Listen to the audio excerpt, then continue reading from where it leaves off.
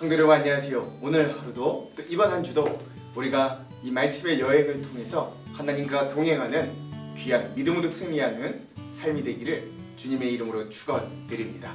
우리 이제 에스겔 여행 막바지에 다다르고 있습니다. 우리 지난 내용들을 잠깐 리뷰해 볼게요. 우리 지난 시간에 우리가 38장, 39장을 나누면서 마곡 땅에 있는 곡이라는 나라가 저 종말의 때에 이 평안하게 회복되어 있는 이스라엘에 침략하게 되는 그런 모습들을 보게 되었습니다. 그러나 하나님께서 그 곡을 사용하셔서 이스라엘을 심판하신 것이 아니라 오히려 그 하나님의 백성들을 침략해오는 그 곡을 하나님이 심판하시고 멸하심으로 이스라엘이 승리하게 하시는, 그래서 종말 때 사단이 우리 성도들을 공격하고 우는 사자와 같이 우리를 넘어뜨리려고 하지만 하나님이 결국 그 사단, 그 곡을 물리쳐 주시고 우리 성도들이 승리하게 하시는 그런 모습들, 그런 종말론적인 승리의 모습을 이 곡, 마곡이라는 땅의 이 곡이라는 나라를 통해서 이 에스겔에게 예언으로 하셨던 내용들을 우리가 38장과 39장의 내용으로 함께 나누었습니다.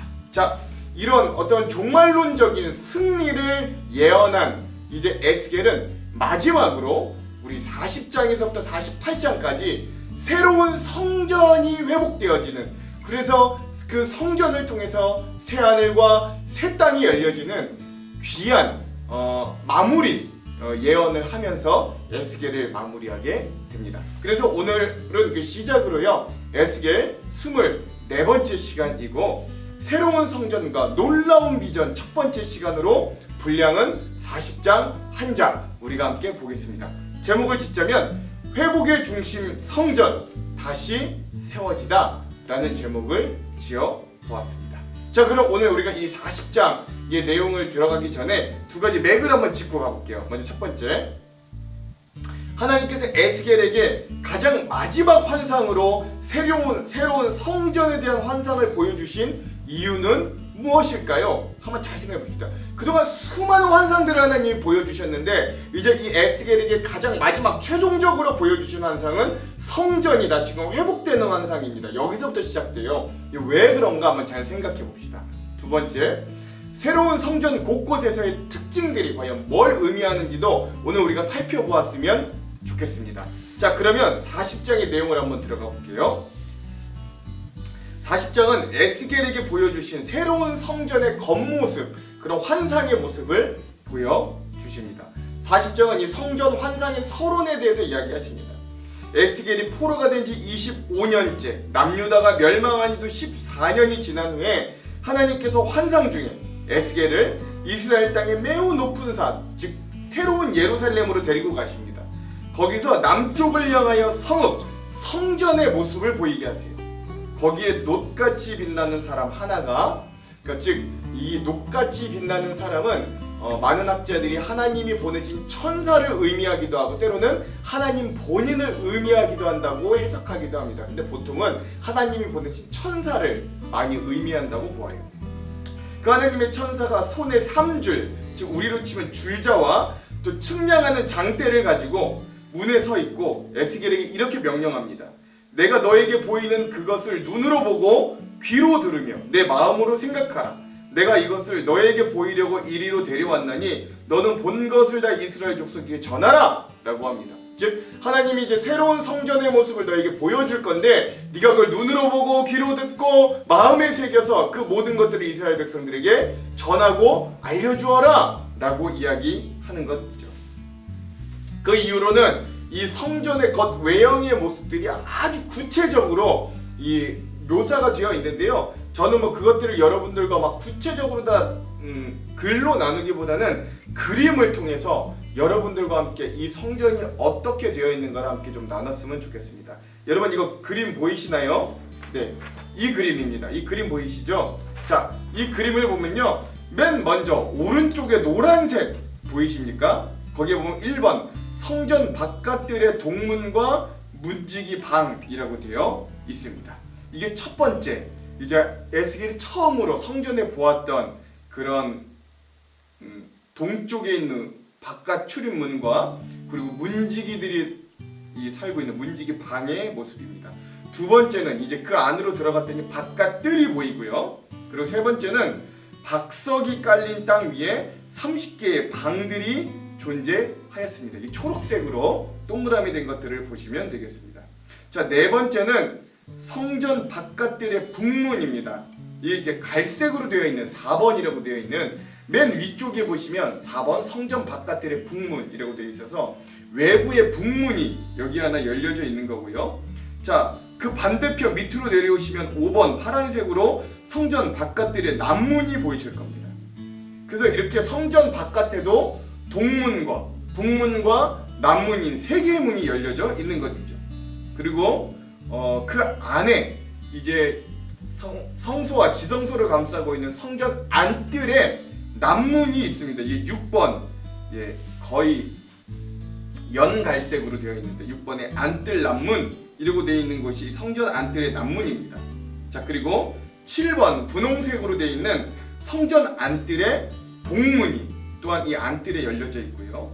그리고 보라색으로 8번 성전 안뜰의 북문이 보라색으로 표시되어 있습니다. 그래서 이 성전이 이 바깥뜰에도 동문, 북문, 남문으로 열려져 있고 이 지성소와 성소를 감싸고 있는 안뜰도 역시 동문과 북문과 남문으로 열려져 있음을 우리가 볼 수 있는 겁니다. 자, 9번 하늘색으로 되어 있는 번제물 씻는 방이 있습니다. 그리고 또 여기에는 9번 재물을 잡는 상이 이 안에 들어가 있고 또한 그 재물을 이렇게 걸어서 빼는 갈고리도 여기에 등장합니다. 자, 그리고 나서 주황색으로 되어 있는 10번 성가대와 제사장을 위한 방이 또한 이 주황색으로 각각 양쪽에 펼쳐져 있고요. 마지막으로 성전의 현관의 모습이 에스겔에게 보여주면서 오늘 40장에 이런 하나님께서 에스겔에게 새로운 성전의 환상의 겉모습을 보여주는 모습을 우리가 볼 수 있습니다. 이런 모습으로, 이런 구조로 새로운 성전의 모습이 되어져 있었고요. 이 모습을 시뮬레이션으로 에스겔이 본 성전의 모습, 모형으로 보자면 이런 그림으로 되어 있겠다라고 하겠습니다. 자, 그러면 오늘 이 에스겔 40장 이제 하나님께서 에스겔에게 보여주신 새로운 성전의 겉모습을 보면서 우리가 이 40장의 요절을 삼자면 에스겔 40장의 요절은 2절에서 4절의 말씀입니다. 제가 한번 읽어볼게요. 하나님이 이상 중에 나를 데리고 이스라엘 땅에 이르러 나를 매우 높은 산 위에 내려놓으시는데 거기에서 나무로 향하여 성읍 형상 같은 것이 있더라. 나를 데리시고 거기에 이르시니 모양이 놋같이 빛난 사람 하나가 손에 삼줄과 측량하는 장대를 가지고 문에 서 있더니 그 사람이 내게 이르되 인자야, 내가 내게 보이는 그것을 눈으로 보고 귀로 들으며 내 마음으로 생각할지어다. 내가 이것을 내게 보이려고 이리로 데려왔나니 너는 본 것을 다 이스라엘 족속에게 전할지어다 하더라. 아멘. 이렇게요. 오늘 이 하나님이 에스겔에게 새로운 성전의 모습을 보여주시는 장면을 오늘 이 40장의 요절로 삼아 보았습니다. 자, 그럼 오늘 이 부분에 대한 주안점 세 가지를 함께 나누고 오늘 이 40장의 말씀을 한번 읽어볼게요. 먼저 첫 번째, 오늘 우리가 읽을 에스겔 40장은 에스겔의 장대한 결론의 부분의 시작입니다. 즉 40장에서 48장까지 이 성전의 회복이 시작되는 것이죠.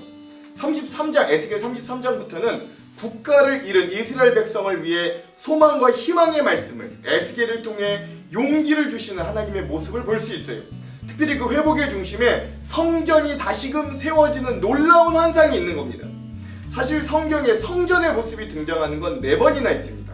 처음 성전은 위대한 왕 다윗이 준비하고 그 아들 솔로몬이 완성한 솔로몬 성전이었고, 그 다음은 1차 포로기한의 스룹바벨의 주도하에 지은 스룹바벨 성전이 두 번째 성전이었어요.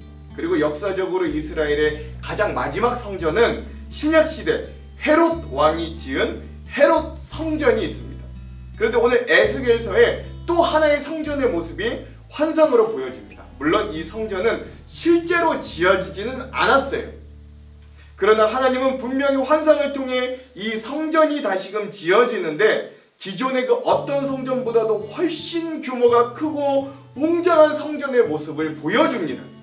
그래서 많은 신학자들은 이 에스겔의 성전이 신약 시대의 예수님과 성령님으로부터 시작될 우리 교회의 모습을 성전의 환상의 이미지로 보여주신다고 해석하기도 해요. 그러므로 우리가 이제 새로운 성전의 환상을 보며 가장 먼저 기억해야 할 건 회복의 시작은 성전의 회복, 즉 예배의 회복과 하나님을 마음의 중심으로 모셔드리는 일로부터 시작된다는 사실입니다. 즉 인간적으로 아무리 시급하고 중요한 일이 있어도 예배, 성전이 먼저 회복되어야 합니다. 그때 진정한 인생의 회복, 가정의 회복, 삶의 회복이 시작되는 거예요. 우리가 그러한 사실을 기억하면서 이 성전 회복의 첫 시작을 함께 즐겁게 읽는 시간이 되었으면 좋겠습니다. 자, 둘째, 하나님께서 에스겔에게 새로운 성전에 대한 환상을 보여주셨을 때는 벌써 이 에스겔이 포로로 잡혀온 지 25년이 지났고 나라가 망한 지도 14년이 지난 때였어요. 그러나 하나님은 장차 성전이 회복될 것을 에스겔에게 환상을 통해 보여주십니다. 마치 여행 가이드처럼 성전의 동문으로 돌아와서 바깥들과 안뜰, 성전의 내부를 자세하게 보여주십니다. 지성소가 사방에 20척, 성전의 내부가 사방 100척, 성전의 담이 사방 500척, 모두가 정사각형의 모습입니다. 이게 왜 그러느냐? 고대 시대에는요, 정사각형이 조화로움과 완벽함을 의미했다라고 해요. 이는 하나님의 구원과 회복이 아무 부족함 없는 완벽하고 온전함을 상징한다고 하겠습니다. 이 성전은 담으로 둘러싸여져서 거룩한 것과 속된 것을 분명하게 구별합니다. 예수 그리스도 안에 있는 자와 밖에 있는 자가 분명히 구별되듯이 말이에요. 성전은 동문과 남문과 북문 세 곳이 열려져 있는데 이게 바깥들이든 안뜰이든 마찬가지입니다. 이렇게 문이 세 방향이나 나 있는 건 이제부터 그 누구든지 열려진 성전의 문으로 하나님께 나아오라는 신호입니다. 즉 구원의 문은 이제 그가 이스라엘이든 이방인이든 활짝 열려져 있으니 들어오기만 하라, 어느 누구나 들어오라 라고 하는 하나님의 환영의 메시지를 잘 나타내준다 할 수 있는 거예요.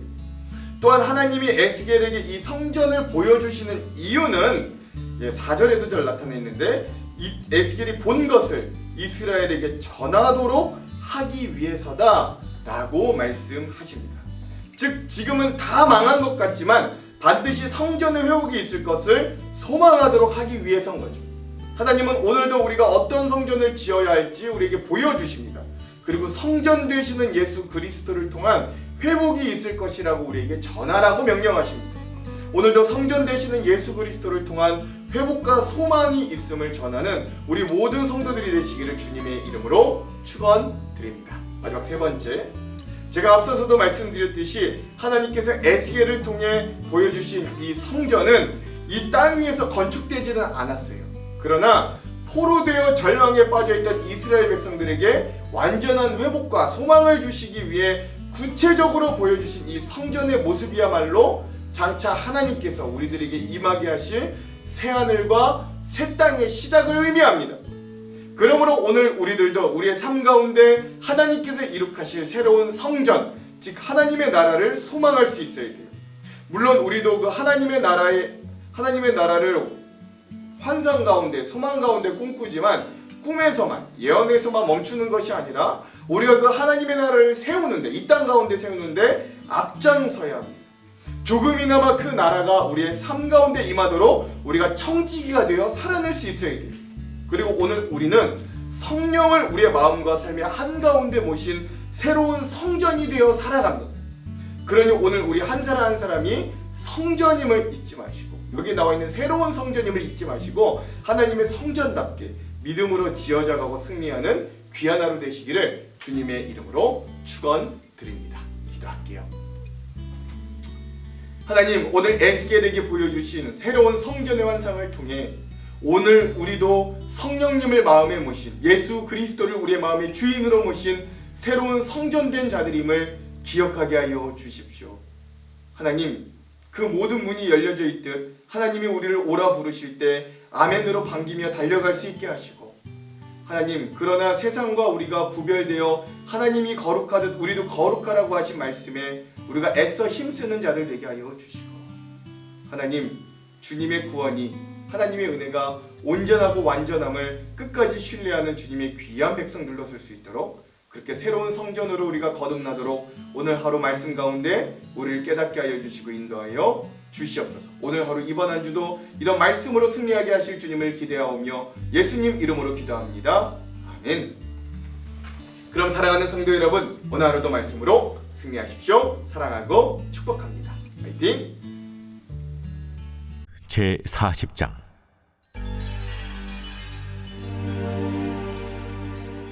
우리가 사로잡힌 지 25째 해, 성이 함락된 후 14째 해 첫째 달 10째 날에, 곧 그날에 여호와의 권능이 내게 임하여 나를 데리고 이스라엘 땅으로 가시되, 하나님의 이상 중에 나를 데리고 이스라엘 땅에 이르러 나를 매우 높은 산 위에 내려놓으시는데, 거기에서 나무로 향하여 성읍 형상 같은 것이 있더라.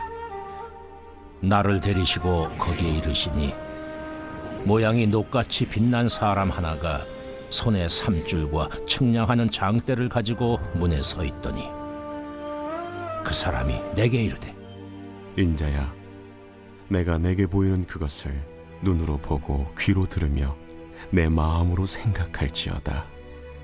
내가 이것을 내게 보이려고 이리로 데리고 왔나니 너는 본 것을 다 이스라엘 족속에게 전할지어다. 내가 본즉 지팍과 사방으로 담이 있더라. 그 사람의 손에 측량하는 장대를 잡았는데 그 길이가 팔꿈치에서 손가락에 이르고 한 손바닥 너비가 더한 자로 6척이라. 그 담을 측량하니 두께가 한 장되요 높이도 한 장되며, 그가 동쪽을 향한 문에 이르러 층계에 올라 그 문의 통로를 측량하니 길이가 한 장되요 그 문 안쪽 통로의 길이도 한 장되며, 그 문간에 문지기 방들이 있는데 각기 길이가 한 장되요 너비가 한 장되요 각 방 사이 벽이 5척이며 안쪽 문 통로의 길이가 한 장되요 그 앞에 현관이 있고 그 앞에 안문이 있으며, 그가 또 안문의 현관을 측량하니 한 장되며 안문의 현관을 또 측량하니 8척이요 그 문 벽은 2척이라. 그 문의 현관이 안으로 향하였으며 그 동문간의 문지기 방은 왼쪽에 셋이 있고 오른쪽에 셋이 있으니 그 셋이 각각 같은 크기요.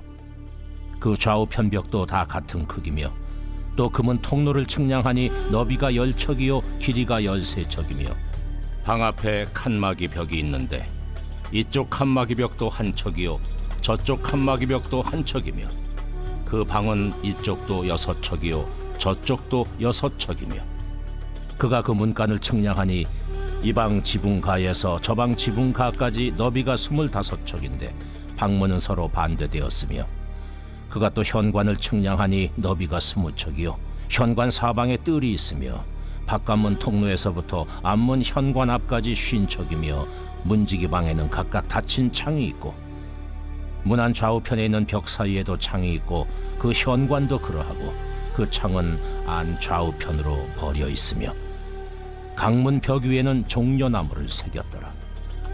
그가 나를 데리고 바깥들에 들어가니 뜰 3면에 박석 깔린 땅이 있고, 그 박석 깔린 땅 위에 여러 방이 있는데 모두 30이며, 그 박석 깔린 땅의 위치는 각 문간의 좌우편인데 그 너비가 문간 길이와 같으니 이는 아래 박석 땅이며, 그가 아래 문간 앞에서부터 안뜰 바깥 문간 앞까지 측량하니 그 너비가 100척이며 동쪽과 북쪽이 같더라. 그가 바깥뜰 북쪽을 향한 문간의 길이와 너비를 측량하니 길이는 50척이요 너비는 25척이며, 문지기 방이 이쪽에도 셋이요 저쪽에도 셋이요 그 벽과 그 현관도 먼저 측량한 문간과 같으며, 그 창과 현관의 길이와 너비와 종려나무가 다 동쪽을 향한 문간과 같으며, 그 문간으로 올라가는 7층계가 있고 그 안에 현관이 있으며, 안뜰에도 북쪽 문간과 동쪽 문간과 마주대한 문간들이 있는데, 그가 이 문간에서 맞은 쪽 문간까지 측량하니 100척이더라. 그가 또 나를 이끌고 남으로 간즉 남쪽을 향한 문간이 있는데, 그 벽과 현관을 측량하니 먼저 측량한 것과 같고, 그 문간과 현관 좌우에 있는 창도 먼저 말한 창과 같더라. 그 그 문간의 길이는 50척이요 너비는 25척이며 또 그리로 올라가는 7층계가 있고 그 안에 현관이 있으며 또 이쪽 저쪽 문벽 위에 종려나무를 새겼으며 안뜰에도 남쪽을 향한 문간이 있는데 그가 남쪽을 향한 그 문간에서 맞은 쪽 문간까지 측량하니 100척이더라. 그가 나를 데리고 그 남문을 통하여 안뜰에 들어가서 그 남문의 너비를 측량하니 크기는 길이가 50척이요 너비가 25척이며 그 문지기방과 벽과 현관도 먼저 측량한 것과 같고 그 문간과 그 현관 좌우에도 창이 있으며 그 사방 현관의 길이는 25척이요 너비는 5척이며 현관이 바깥들로 향하였고 그 문벽 위에도 종려나무를 새겼으며 그 문간으로 올라가는 8층계가 있더라. 그가 나를 데리고 안뜰 동쪽으로 가서 그 문간을 측량하니 크기는 길이가 50척이요 너비가 25척이며 그 문지기방과 벽과 현관이 먼저 측량한 것과 같고 그 문간과 그 현관 좌우에도 창이 있으며 그 현관이 바깥들로 향하였고 그 이쪽 저쪽 문벽 위에도 종려나무를 새겼으며 그 문간으로 올라가는 8층계가 있더라. 그가 또 나를 데리고 북문에 이르러 측량하니 크기는 길이가 50척이요 너비가 25척이며 그 문지기방과 벽과 현관이 다 그러하여 그 좌우에도 창이 있으며 그 현관이 바깥들로 향하였고 그 이쪽 저쪽 문벽 위에도 종려나무를 새겼으며 그 문간으로 올라가는 8층계가 있더라. 그 문 벽 곁에 문이 있는 방이 있는데 그것은 번제물을 씻는 방이며 그 문의 현관 이쪽에 상 둘이 있고 저쪽에 상 둘이 있으니 그 위에서 번제와 속죄제와 속건제의 희생제물을 잡게 한 것이며 그 북문 바깥 곧 입구로 올라가는 곳 이쪽에 상 둘이 있고 문의 현관 저쪽에 상 둘이 있으니 문곁 이쪽에 상이 4이 있고 저쪽에 상이 4이 있어 상이 모두 8개라. 그 위에서 희생제물을 잡았더라. 또 다듬은 돌로 만들어 번제에 쓰는 상 4이 있는데 그 길이는 1척 반이요 너비는 1척 반이요 높이는 1척이라. 번제 희생 제물을 잡을 때 쓰는 기구가 그 위에 놓였으며 현관 안에는 길이가 손바닥 넓이만한 갈고리가 사방에 박혔으며 상들에는 희생 제물의 고기가 있더라. 앞문 밖에 있는 안뜰에는 노래하는 자의 방 둘이 있는데 북문 곁에 있는 방은 남쪽으로 향하였고 남문 곁에 있는 방은 북쪽으로 향하였더라. 그가 내게 이르되 남쪽을 향한 이 방은 성전을 지키는 제사장들이 쓸 것이요 북쪽을 향한 방은 제단을 지키는 제사장들이 쓸 것이라. 이들은 레위의 후손 중 사독의 자손으로서 여호와께 가까이 나아가 수종드는 자니라. 그가 또 그 뜰을 측량하니 길이는 100척이요 너비는 100척이라. 네모 반듯하며 제단은 성전 앞에 있더라. 그가 나를 데리고 성전문 현관에 이르러 그 문의 좌우벽을 측량하니 너비는 이쪽도 5척이요 저쪽도 5척이며 두께는 문 이쪽도 3척이요 문 저쪽도 3척이며 그 현관의 너비는 20척이요 길이는 11척이며 문간으로 올라가는 층계가 있고 문벽 곁에는 기둥이 있는데 하나는 이쪽에 있고 다른 하나는 저쪽에 있더라.